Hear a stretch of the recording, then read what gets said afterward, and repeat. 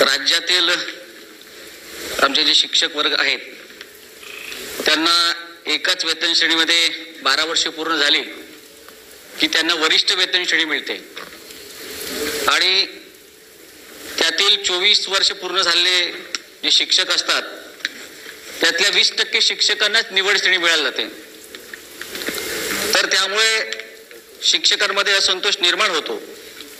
समान काम समान वेतन अशी ही सगळ्यांची भावना आहे आणि त्याची कुठेतरी पायमल्ली होते असं शिक्षकांकडून वारंवार सांगितलं जातं। तर माझी मंत्री महोदयांना विनंती आहे की जे काही आमचे शिक्षक बांधव आहेत त्या सर्व शिक्षक बांधवांना सरसकट निवड श्रेणी आपण देणार का?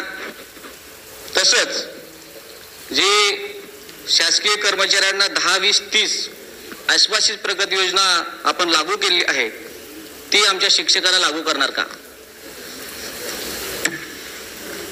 याचे दोन भाग आहेत। एक म्हणजे 20% जी अट आहे ती शिथिल केली तर किती बोजा पडेल याच्या संदर्भातली माहिती संचालकांकडून मागवण्यात आलेलं आहे। त्याच्यानंतर याच्यावर निर्णय होऊ शकेल, पण त्याच्यापूर्वीच आम्ही एक 10, 20, 30 ही योजना ज्याप्रमाणे आम्ही शिक्षकेतर कर्मचाऱ्यांना दिली आहे त्याप्रमाणे शिक्षकांना द्यावी असा एक प्रस्ताव फायनान्सकडे पाठवलेला होता। परंतु त्याच्यावर फायनान्सने ही जी योजना आपण चट्टोपाध्याय स्कीम घेतली ही केंद्राकडून घेतलेली असल्यामुळे याच्याबाबतची माहिती केंद्राकडून मागवण्याची सूचना दिली होती। त्याप्रमाणे ही माहिती आम्ही केंद्राकडून मागवलेली आहे आणि केंद्राने असा बदल केलेला असेल तर फायनान्स त्याच्यावर पॉझिटिव्हली विचार करू शकेल आणि त्याच्यामुळे दोन्हीच्या बाबतीत आमची कार्यवाही चालू आहे, कारण आम्ही सरकार या बाबतीत पॉझिटिव्ह आहे। श्री सरनाईक तर जे विचारलं ऑलरेडी आणि त्याचं उत्तर आधीचाच प्रश्न रिपीट नाही करायचा।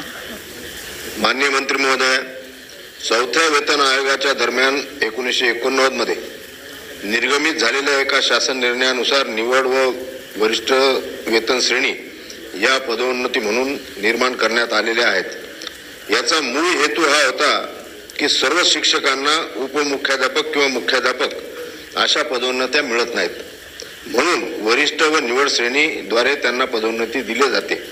मंत्री महोदय, यामुळे सेवेच्या 24 वर्षानंतर मिळणारी निवड श्रेणी फक्त 20% कर्मचाऱ्यांना देण्यात येते।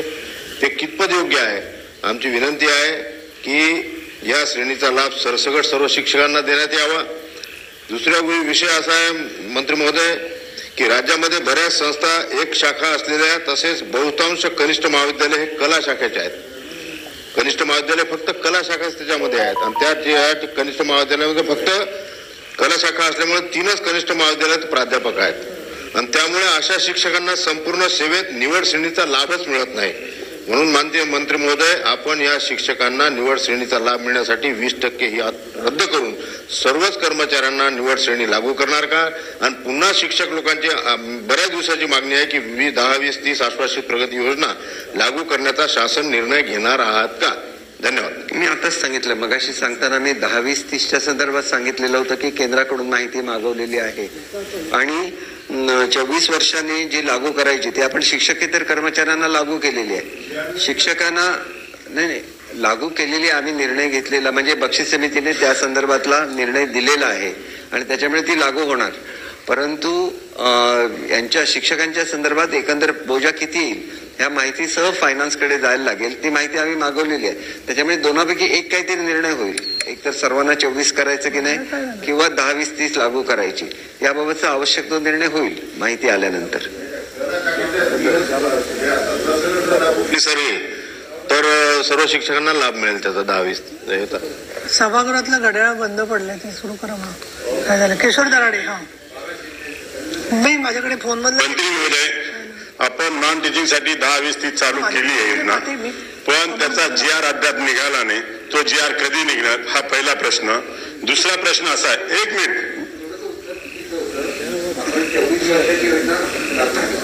हो, पण त्याचा GR निघाला नाही सर अजून। किती दिवसात? अरे GR काढण्यापूर्वी फायनान्स डिपार्टमेंटकडे गेलं पाहिजे, GR काढला पाहिजे। सभापती महोदय, प्रश्न असा आहे, ग्रामीण भागामध्ये आर्ट्सला 120 किंवा 100 विद्यार्थ्यांची अट आहे, ग्रामीण भागामध्ये 11वीचे कॉलेजेस खूप झाल्यामुळे ती विद्यार्थी संख्या मिळत नाही. धन्यवाद. झालं का समाधान तुमचं? काय झालं? विक्रमकडे आता जे झालंय त्याच्या पुढे न्यावर का विषय तुम्ही? पुढेच नेतो सभापती महोदय. आपण आश्वासित प्रगती योजना मंत्री महोदय लागू केली, शासन निर्णय सुद्धा निर्गमित केलेला शिक्षकेतरचा. पण 10, 20, 30 जी योजना 7व्या वेतन आयोगामध्ये राज्यातल्या सर्व शिक्षकेतर कर्मचाऱ्यांना केंद्र शासनानं दिली म्हणून आपण राज्य शासनाला लागू केली. दुसऱ्या विभागातल्या सगळ्या शिक्षकेतर कर्मचारी लागू झाली, पण आपल्या विभागातले जे शिक्षकेतर कर्मचारी आहेत, म्हणजे आमच्या जर जवळपास आता 100 चक्रा झाल्या संबंधित त्या अधिकाऱ्यांकडं, वारंवार हे प्रस्ताव पाठवलाय. आता 7व्या वेतन आयोगाचा निर्णय मंत्रिमंडळाने घेतला, आपण स्वीकारलं मंत्री महोदय, आणि सगळ्या शिक्षकेतर कर्मचारी लागू होत असेल तर तो आपल्याला एवढा विलंब का होतोय? म्हणजे मान्य केलेला आहे सर्व सरकारने, मंत्रिमंडळाने मान्य केलेला आहे.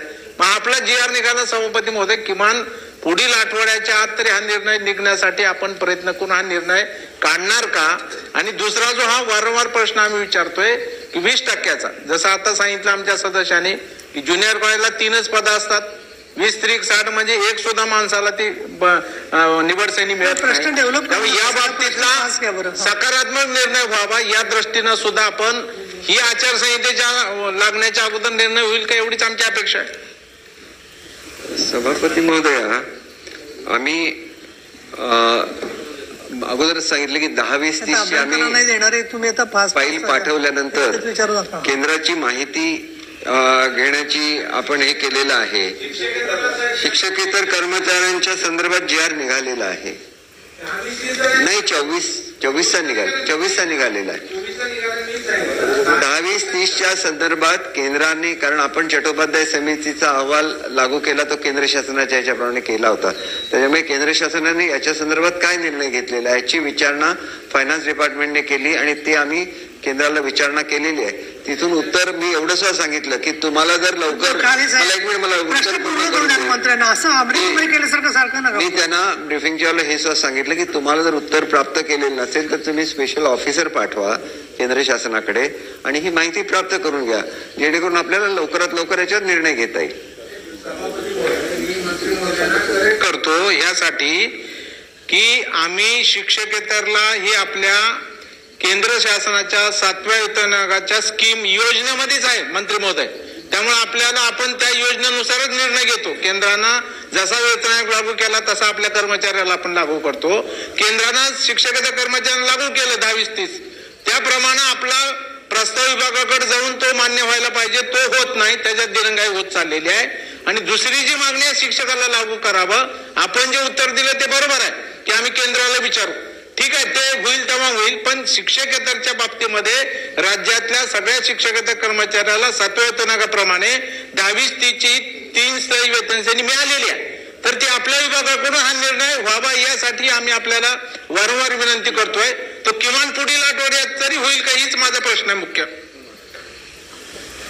बघा, मी पुन्हा एकदा सांगतो की ज्यावेळेला 7वा वेतन आयोग असतो त्याच्यामधल्या त्रुटींच्या संदर्भात बक्षीस समिती आहे. बक्षीस समितीने शिफारस केलेली आहे. 24ची शिफारस ही फायनान्स डिपार्टमेंटने मान्य केली आणि 10, 20, 30ची आहे. त्याच्या संदर्भात अजून त्यांनी निर्णय दिलेला नाही. त्यांनी आम्हाला सांगितलं की तुम्ही केंद्राकडून ही माहिती मागवून घ्या. आम्ही माहिती मागवलेली आहे. माहिती आल्यानंतर आम्ही लगेच याच्यावर कार्यवाही करू.